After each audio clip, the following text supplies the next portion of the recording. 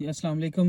इस वीडियो में मैं बात करूंगा कि आपको एचसीपीसी की रजिस्ट्रेशन लेने के लिए as a medical laboratory technologist या बायोमेडिकल साइंटिस्ट के लिए कौन से डॉक्यूमेंट्स जो है ना रिक्वायर्ड होते हैं। तो सबसे पहले जो मेन चीज़ है ना कि एचसीपीसी आपकी जो रजिस्ट्रेशन होती है वो आपकी बेसिक डिग्री पे होते हैं। आई मीन टू से कि आपकी जो आप बीएससी करते हैं ना, बीएससी किसी भी फील्ड में, मेडिकल लेबॉरेटरी टेक्नोलॉजी में और बायोकेमिस्ट्री में और माइक्रोबायोलॉजी में, मॉलिक्यूलर बायोलॉजी में, तो वो उसकी बेस पे होती है।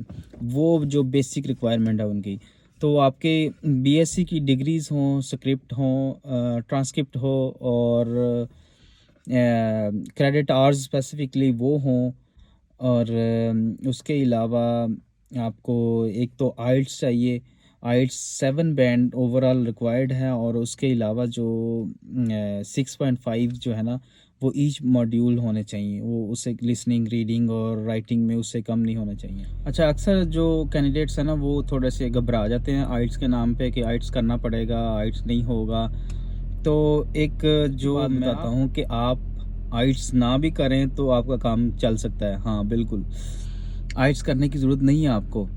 आपने जब अपनी एप्लीकेशन फिल आउट करनी है तो वहाँ पे जब उन्होंने लास्ट पे पूछा होता है ना कि आपकी इंग्लिश प्रोफिशेंसी की, तो वो पूछते हैं कि आपकी फ़र्स्ट लैंग्वेज इंग्लिश है या नहीं है। तो आपने वहाँ पे जो जब सेलेक्ट करना है तो आपने कहना है कि मेरी फ़र्स्ट लैंग्वेज इंग्लिश है, तो आपने यस सेलेक्ट करना है और यस ही कहना है, नो नहीं कहना। और बस इतना ही करने की ज़रूरत है। आपको कोई लेटर लगाने की ज़रूरत नहीं है, कुछ कहने की ज़रूरत नहीं है, क्योंकि आपका जो मीडियम ऑफ इंस्ट्रक्शन था वो इंग्लिश में था। आपने डिग्री इंग्लिश में की है, आपकी टीचिंग इंग्लिश में होती है। बस ये चीज़ रखें कि आपने उसको यस करना है, नो नहीं करना। वो करेंगे तो आपको आइट्स की ज़रूरत नहीं पड़ेगी। विदाउट आइट्स आप एचसीपीसी रजिस्टर्ड हो सकते हो। तो ये एक एडवांटेज है, ये काफ़ी लोगों को चीज़ नहीं पता, लेकिन आप करेंगे तो आप डेफिनेटली रजिस्टर्ड हो जाएंगे। आपकी जो बीएससी की क्वालिफ़िकेशन है आपने वो लगानी है और आपको एफएससी और मैट्रिक वगैरह के कोई सनदें या कोई सर्टिफिकेट लगाने की ज़रूरत नहीं है, क्योंकि वो रिक्वायर्ड ही नहीं है। आप उन्होंने नहीं देखना, उनको पता है कि आपने मैट्रिक वगैरह एफएससी की है तो बीएससी की है।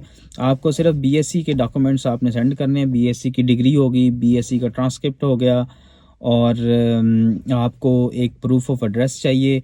आपके जिस जगह पे आप रह रहे हैं कि आपने वो वहाँ पे आपका प्रूफ ऑफ एड्रेस हो।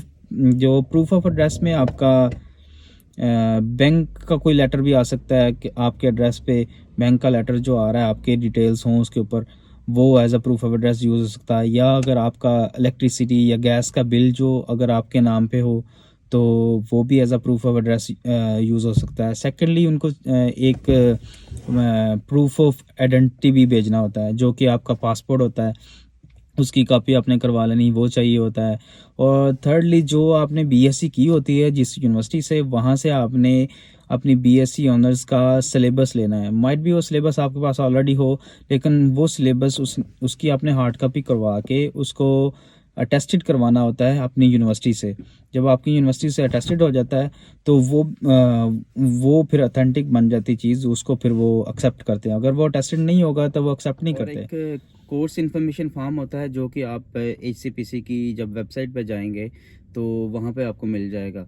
वो आपने डाउनलोड करना है और डाउनलोड करके वो उसको फिल आउट करना है। वो फिल आउट करके और उसमें ये डिटेल्स होती हैं कि आपका नाम क्या है, आपने कौन सी डिग्री की है, किस कॉलेज से की है, उसका एड्रेस, उसका ईमेल एड्रेस, और आपने जो कोर्स कोऑर्डिनेटर था आपका या प्रिंसिपल जो भी था, उसका उसका डिटेल्स देनी है। उसका ईमेल, पर्सनल ईमेल एड्रेस नहीं देना आपने। जो वर्क, जो उनका एड्रेस है ना, जो ऑफिशियल एड्रेस होता है इंस्टीट्यूट का, वो वाला एड्रेस देना है, क्योंकि वो अथेंटिक होता है। उनको भी पता है कि ये अथेंटिक है या नहीं है, तो वो आपने साथ देना है। और इंस्टीट्यूट से कहना है कि आपने इस पे स्टैंप लगानी है, उसको अपलोड ही करना होता है डॉक्यूमेंट्स को।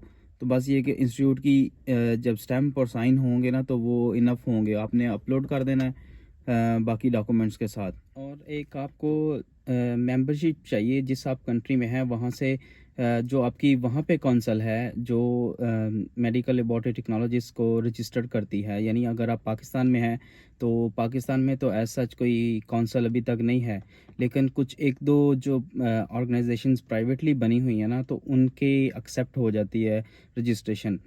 उसके कुछ रजिस्टर्ड कैंडिडेट जो हैं वो यूएसए में भी काम कर रहे हैं और कुछ यूके में भी उनकी रजिस्ट्रेशन लेके अपने आप को रिप्रेजेंट कर रहे हैं कि हम पाकिस्तान में रजिस्टर्ड हैं कौंसल के साथ। तो वो है council of allied health sciences Pakistan, और लाहौर में उसका हेड ऑफिस है। अगर आप गूगल पे जाएं, लिखें council of allied health sciences Pakistan, तो वो आपको आ जाएगा। उसके सामने आप अप्लाई कर सकते हैं और वहाँ से आप अपनी रजिस्ट्रेशन ले सकते हैं। मैं डिस्क्रिप्शन में भी लिंक इसका डाल देता हूँ, तो अगर आप इन केस लेना चाहते हैं उसकी रजिस्ट्रेशन तो आप ले सकते हैं। सेकेंडली, अगर आप इंडिया में हैं तो आपकी कंट्री में कोई ना कोई कौंसल होगी जहाँ से आप रजिस्टर्ड होते हैं, तो वहाँ से आप अपनी रजिस्ट्रेशन नंबर ले सकते हैं। तो ये रजिस्ट्रेशन नंबर भी आपने मेंशन करना होता है एचसीपीसी की रजिस्ट्रेशन की एप्लीकेशन में। बस ये रिक्वायर्ड डॉक्यूमेंट्स हैं। आइल्स हो गया, बीएससी की डिग्री होगी, बीएससी का ट्रांसक्रिप्ट हो गया, बीएससी का क्रेडिट आवर्स हो गए, और अगर कोई आपका वर्क एक्सपीरियंस है उसका लेटर आपने लगाना है। और सेकेंडली आपने प्रूफ ऑफ एड्रेस लगाना है, प्रूफ ऑफ आइडेंटिटी लगाना है, और आइल्स का सर्टिफिकेट लगाना है। ये सारी चीज़ें लगा के जब आपके पास डॉक्यूमेंट्स पूरे हो जाते हैं तो आपने एचसीपीसी की वेबसाइट पे जाना है, और वहाँ पे दो रूट्स हैं, एक इंटरनेशनल और एक नेशनल। जो नेशनल है वो उनके लिए हैं जो यूके में जिन्होंने डिग्री की है, बीएससी की है और रजिस्टर्ड होना चाहते हैं, वो उनके लिए हैं। और जो इंटरनेशनल रूट है वो उनके लिए जो यूके से बाहर काम कर रहे हैं। तो आपने इंटरनेशनल पे जाना है, वहाँ पे क्लिक करना है, वहाँ और वहाँ पे अपने अकाउंट, अपनी एप्लीकेशन आपने एज ए इंटरनेशनल एप्लीकेंट जो है ना वो अपलोड करनी है। और जब ये आपके डॉक्यूमेंट सारे रेडी हो जाएंगे, और फिर इन सब डॉक्यूमेंट्स को आपने जो किसी भी लॉयर से इसको अटेस्टेड करवाना है, नोटरी पब्लिक जिसको कहते हैं, वो करवाना है सारे डॉक्यूमेंट्स को। जो भी डॉक्यूमेंट आपने भेजना है वो किसी भी लॉयर से लाजमी जो है ना नोटरी पब्लिक होना चाहिए, उसके बिना वो एक्सेप्ट नहीं करते। तो वो आप करवा के जब आपके डॉक्यूमेंट सारे ओके हो जाएंगे, देन आपने सेंड कर देना है उसको। एचसीपीसी का जो वेबसाइट है उसके ऊपर आप अकाउंट बनाएंगे, और अकाउंट बना के उसके ऊपर आपने सेंड कर देना है। तो एचसीपीसी फिर आपको रिस्पॉन्ड करती है with in 3 months, I think उनका रिस्पॉन्ड टाइम होता है कि उतनी देर में रिस्पॉन्ड करती है। लेकिन जो जैसे ही आप अपनी एप्लीकेशन फ़ाइल करेंगे, और सेकेंडली एक और चीज़ मैं भूल गया आपको बताना कि एचसीपीसी का जो वेबसाइट के ऊपर जो फॉर्म है वो फिल आउट करना है, और फिल आउट करने के बाद फिर आपने जो एंड पे जब एप्लीकेशन ख़त्म करनी है, सबमिट करनी है ना, उससे पहले आपको फ़ीस पे करनी होती है जो कि 490 पाउंड है।